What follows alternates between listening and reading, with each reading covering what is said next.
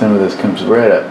And you might be wondering, why am I using that particular color in here? I don't I don't really know.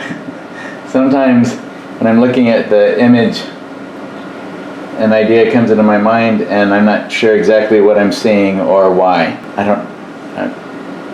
Possibly that's just from painting on location for so long. Certain ideas about what it is I'm trying to achieve. I don't know. Sometimes I'm just experimenting and playing around. So using the ultramarine blue with a little bit of the quinacridone red. So here we had the early stages. We have more of the transparent oxide orange down in here, and then with just a touch here and there of the manganese blue. And then as I get up into this area, I use the transparent oxide yellow with some of the manganese blue to really give that idea of the dusty feeling back in there. That might end up being too warm for the sunflowers. Might have been better to go with something like the quinacridone red and a little ultramarine blue to create a little bit of a cooler undercolor to play off of the warmth of all those yellow sunflowers. But I also like I like the idea of these warmer colors to play against all of those cool sunflower leaves. They're huge and they're very light, dusty, bluish green colors. So I went with the warmer to play off of the dusty, bluish green tones rather than thinking in terms of the yellow sunflowers. And hopefully the warmth here will just be something to work with the warmth in the sunflowers, especially since it's a cooler yellow that I'll be using a lot in them since they're so bright.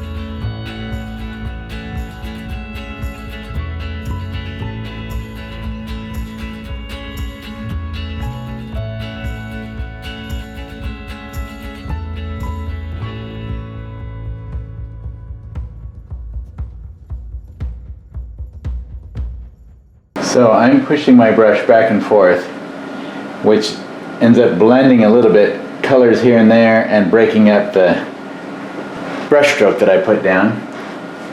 I'm now creating and this is, you notice this is more lavender color. It looks a lot more blue up here, but that's to work in here, break up some of this yellow with some shadow area in there. And of course the leaves that are also a part of all those sunflowers.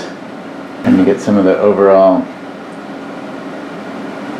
back and forth play where you'll have a greater grouping of sunflowers and then it lessens out here and there, or at least disperses out a little bit more. That's the sort of thing that I'm working at here. Play of spaces.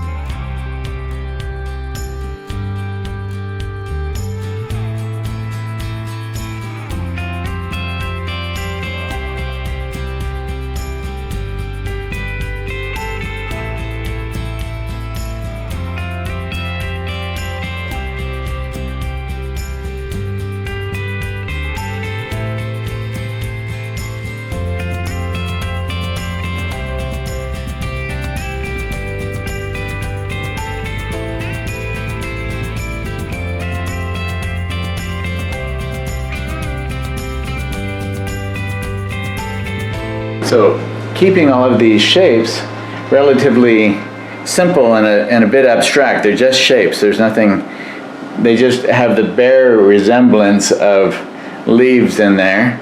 If I get back at a distance, they start to take on that shape of, or that idea of sunflower leaves and sunflowers, and I've done relatively little. You can see how quickly those can come together. So at this point, if I continue with it simple like that, then as the painting progresses, I can determine how much refinement to do. I might end up liking the very loose, suggestive nature of it and not refine it much at all as I go along. I have to, but this way I can do it all at once. If I started getting in there and noodling and really getting into the detail right away, then I might get lost in that detail and the whole painting would become much more stiff and lose a lot of its vitality.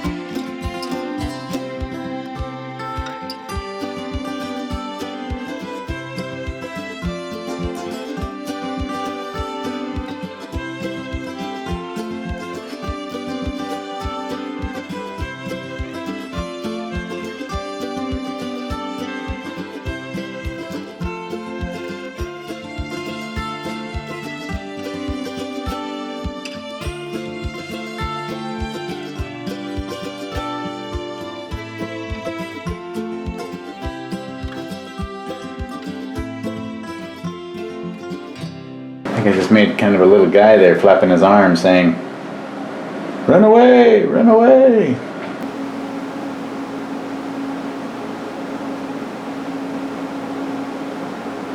We're all trapped here. All we get to do is move our heads once in a while all day long.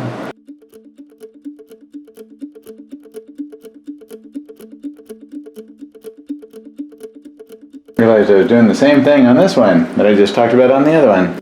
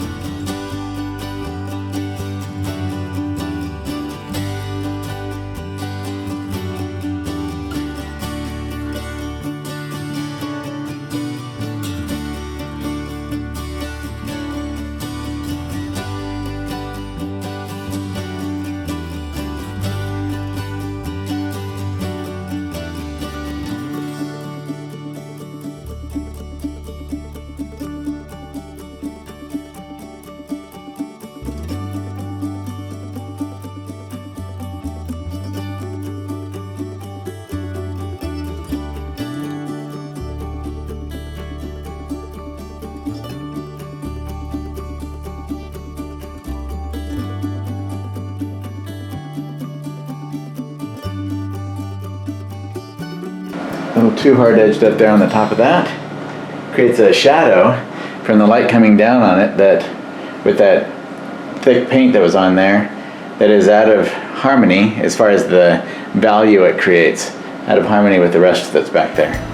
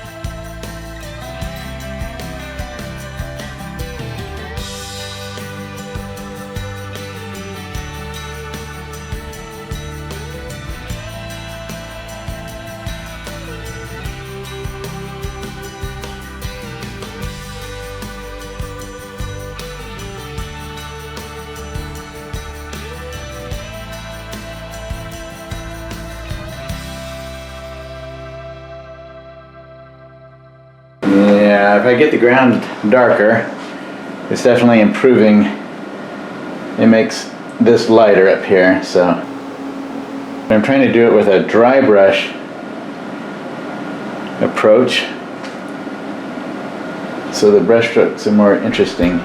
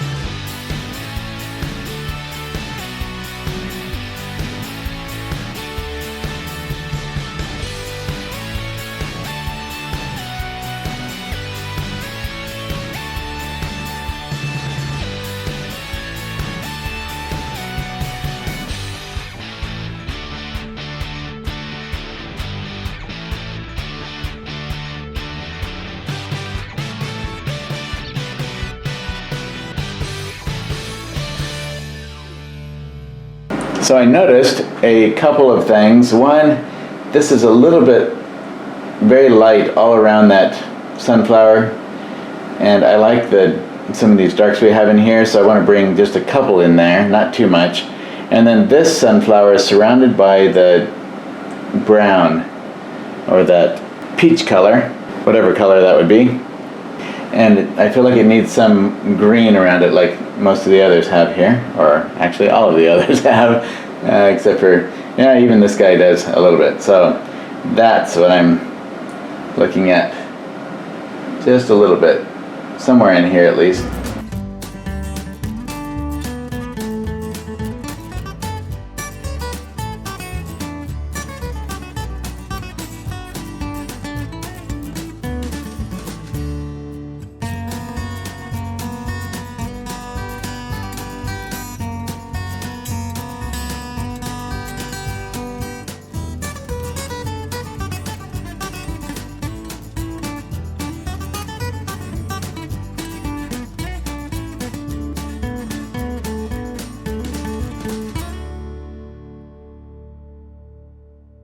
So,